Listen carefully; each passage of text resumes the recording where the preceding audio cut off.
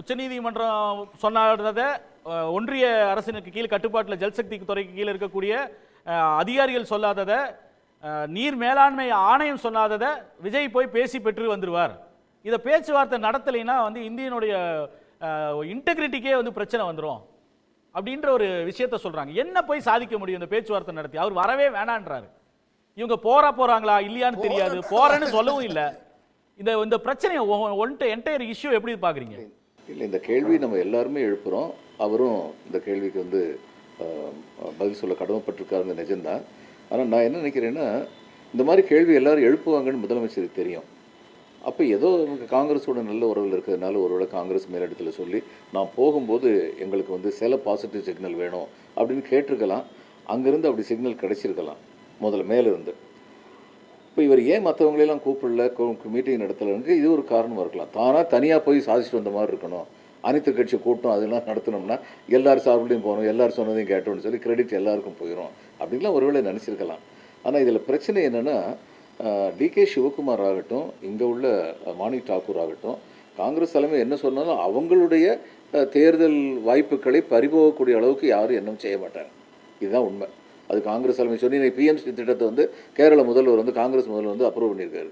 கேட்டால் எங்களுக்கு தேவை அப்படின்னு சொல்லியிருக்காரு. காங்கிரஸ் மேலிடம் சொன்னதுக்கு அப்புறமும் இதுதான் காங்கிரஸ் மேலிடத்துக்கு காங்கிரஸ்காரங்க கொடுக்குற மரியாதை. இது ஒன்று. ரெண்டாவது, ஜூன் 12 இவர் போயிருந்தாருன்னா கொஞ்சம் தண்ணி இருந்துச்சு கொடுத்துருப்பாங்க. இன்றைக்கி நிஜமாகவே அங்கே தண்ணி இல்லை. இவர் போய் எதை சாதிக்க போகிறாரு? ஜூன் 12 ஆணை உத்தரவு போட்டுருச்சு. இவர் ஏறக்குறைய 40 நாள் இவங்க தண்ணி கொடுக்காம தள்ளி வச்சுட்டாங்க. இன்றைக்கி அங்கே ஒரு தண்ணியுமே இல்லை. யார் நினச்சாலுமே அங்கே தண்ணி வராது. அப்போ இந்த நேரத்தில் போய் அவர் என்ன வாங்கிட போகிறாரு? எதிர்கால இது ஏதாவது ஒரு அஷூரன்ஸ் ஏதாவது வாங்கியிருக்கலாம் அப்படிங்கிற திட்டத்தில் போகணும்னு சொல்லி நினச்சிருந்தாருன்னா அந்த எதிர்கால அஷூரன்ஸ் கூட கொடுக்கறதுக்கு சிவகுமார் ரெடியாக இல்லை. அவர் ரொம்ப தெளிவாக சொல்லிட்டார், இப்போ உள்ள சூழ்நிலையில் நீங்கள் வராதிங்க அப்படி. ஏன்னா அங்கே உள்ளவங்களுக்கு ஒரு ஹிண்ட்டு கிடச்சிருக்கும், ஏதோ ஒன்று பாசிட்டிவாக தமிழ்நாடு முதலமைச்சருக்கு சொல்ல போகிறாரு, இது நமக்கு எகென்ஸ்டாக இருக்கும்னு நினச்சதுனால தான் அவங்க வந்து இந்த எதிர்ப்பை வந்து தீவிரப்படுத்தியிருக்காங்க. இது ஒரு பக்கம், இது நிதர்சனம்.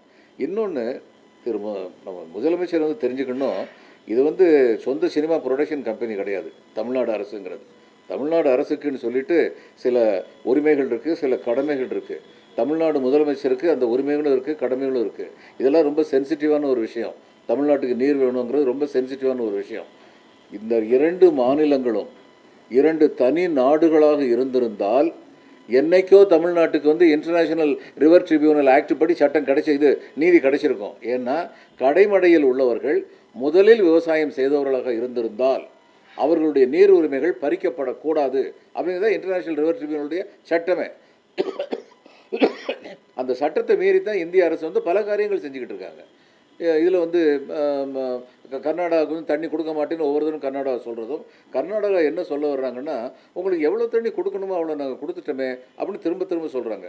இது ஒரு மாய்மாலம். எப்படின்னா, பீரியாடிக்கலி இவ்வளவு தண்ணி கொடுக்கணும் அப்படின்னு இருக்குது. இவங்களுடைய டேம் வந்து ஓவர்ஃப்ளோ ஆகும்போது தங்களுடைய அணைக்கட்டுகள் உடைந்து விடக்கூடாதுங்கிறதுக்காக தண்ணியை ஒரே அடியாக ரிலீஸ் பண்ணுவாங்க. அந்த நேரத்தில் ரிலீஸ் பண்ணிட்டு அதெல்லாம் கணக்கில் சேர்த்துக்குவாங்க. சேர்த்துக்கிட்டு கொடுக்க வேண்டியதெல்லாம் கொடுத்துட்டோமே அப்படிங்கிறாங்க.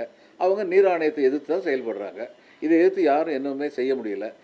அப்படி இருக்கும் பொழுது நமக்குள்ள ஒரே இது வந்து நீதிமன்றத்துக்கு போகிறது தான்.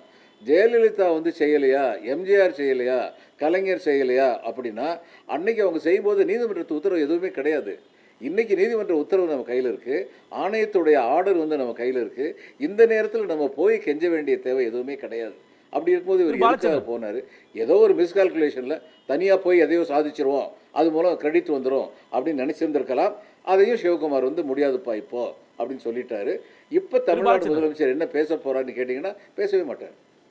திரு பாலச்சந்திரன், முக்கியமான ஒரு விஷயம், அதாவது நீங்கள் வந்து சொன்னீங்க இது வந்து ஒரு சினிமா ப்ரொடக்ஷன் கம்பெனி இல்லை அரசு அப்படின்னு. நான் அந்த கேள்வியை தான் திரு அரசன்ட்டே வச்சேன். அதாவது ஒரு அங்கே இருக்கக்கூடிய அரசு அனைத்து கட்சி கூட்டுது, அதிகாரிகள்கிட்ட ரெவ்யூ நடத்துகிறாங்க, முடித்ததுக்கப்புறம் அனௌன்ஸ் பண்ணுறாரு இதுதான் முடிவுன்னு. இங்கே நான் போய் பேச போகிறாரு இவர் தமிழ்நாடு அரசு, தமிழ்நாடு முதலமைச்சர் சார்பில் கோரிக்கை வச்சு தான் இந்த பேச்சுவார்த்தையே துவங்கப்படுது, இங்கிருந்து கோரிக்கை தான் இங்கிருந்து போயிருக்கு அப்படின்றதே யாருக்கும் தெரியாது. எல்லாமே வரக்கூடிய செய்திகள் தான், எதுவுமே அதிகாரப்பூர்வமாக அரசின் சார்பில் இதுவரைக்கும் எந்த அறிவிப்புமே கிடையாது. அப்போது ஒரு தமிழ்நாடு அரசு வந்து ஒரு பேச்சுவார்த்தைக்கு காவேரி விஷயத்தை பேசுறதுக்கு கர்நாடக முதலமைச்சருக்கு ஒரு ரிக்வஸ்ட் வச்சிருக்காரு. அவங்க ஏற்றுக்கிட்டாங்கிறது இன்னைக்கு கர்நாடக முதலமைச்சர் சொல்லி தான் முழுமையாக தெரியும். அப்போ இதையெல்லாம் வந்து ஒரு legislature parties should be taken into confidence. மக்களுக்கு தமிழ்நாடு அரசு சொல்ல வேண்டாமா? ஒரு சுற்றறிக்கையை ஒரு அறிக்கையா சொல்ல வேண்டாமா? இல்ல ஒரு குறைந்தபட்சம் வந்து ஒன்னு அசெம்பிளியில சொல்லியிருக்கணும், இல்ல அரசு சார்பா ஒரு அறிக்கை வந்திருக்கணும், முதலமைச்சர் சொல்லியிருக்கணும், இல்ல நீர்வளத்துறை அமைச்சர் சொல்லியிருக்கணும். யாருமே சொல்ல. கர்நாடக முதலமைச்சர் சொல்லி தான் தமிழ்நாடு முதலமைச்சர் ஜோசப் விஜய் பேச்சுவார்த்தை நடத்தலான்ற முயற்சி அவர் ஃபர்ஸ்ட் ஸ்டார்ட் பண்ண, அவர் தான் வந்து ப்ரப்போஸ் பண்ணாருன்றதே தெரிய வருது. இது என்ன நடைமுறை? இது வரைக்கும் ஒரு அனைத்து கட்சி கூட்டம் வேணும்னு திரு எடப்பாடி பழனிசாமி அவர்கள் கேட்கிறாரு. போகாதீங்கன்னு ஆதரிக்கக்கூடிய திரு சண்முகம் என்ன சாதிக்க போறீங்க அங்க போயின்னு கேட்கிறாரு. அவங்க பேச்சுவார்த்தை ஒத்துக்க மாட்டாங்கன்னு எங்களுக்கு தெரியும், இதுதான் நடக்கும்னு தெரியும் திருமாவளவன் சொல்றாரு. அவங்க பேசுறதெல்லாம் நம்ம கேட்டோம். அப்ப என்ன, யாரையுமே கலந்து ஆலோசிக்காம ஒரு தாந்தோடித்தனமா அப்படி பண்ணிட்டாங்க அப்படின்ற ஒரு குற்றச்சாட்டுக்கு ஆளாக மாட்டாரா முதலமைச்சர் விஜய்?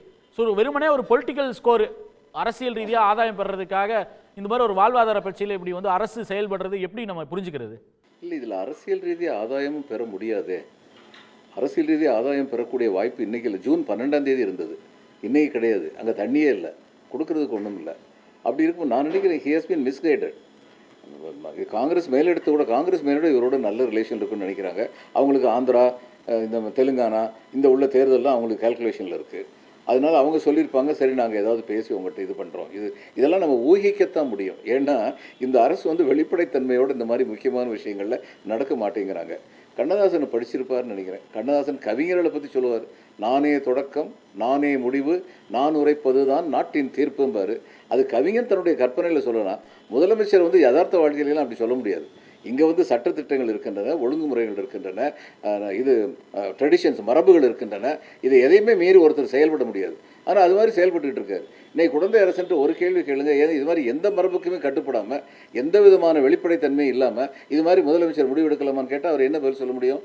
இவர் என்ன பதில் சொல்லுவார் எனக்கு தெரியாது. ஆனால் முதலமைச்சர் என்ன செய்வார்னு எனக்கு தெரியும், கடந்து போய் விடுவார். இது வரைக்கும் எல்லா முக்கியமான விஷயத்திலையும் அப்படி தான் பண்ணிக்கிட்டு இருக்காரு. லாக்அப் பன்னடங்களை பற்றி அவ்வளோ ஆக்ரோஷமாக பேசினார். இவருடைய ஆட்சியில் லாக்அப் பன்னடங்கள் நடக்குது, அதை பற்றி என்ன பேசினாரா? கடந்து போய் விடுவார். இது வந்து தன்னுடைய கட்சிக்காரங்களையும் வந்து பாலியல் வன்முறையில் ஈடுபடுறாங்களே அதை பற்றி ஒரு விளக்கமாக கண்டிப்பாக தன்னுடைய கட்சிக்காரங்களுக்கு உத்தரவு போட்டிருக்குன்னு சொல்லி உடனடியாக சொன்னாரா? சொல்ல மாட்டார். 10 நாள் கழித்து சொல்லுவார். அது வரைக்கும் கடந்து போய் விடுவார். இது என்ன அரசு? இது என்ன ஆட்சி? மக்கள் தான் பதில் சொல்லணும். உடனுக்குடன் செய்திகளை தெரிந்து கொள்ள சன் நியூஸ் பெல் ஐகானை கிளிக் பண்ணுங்க.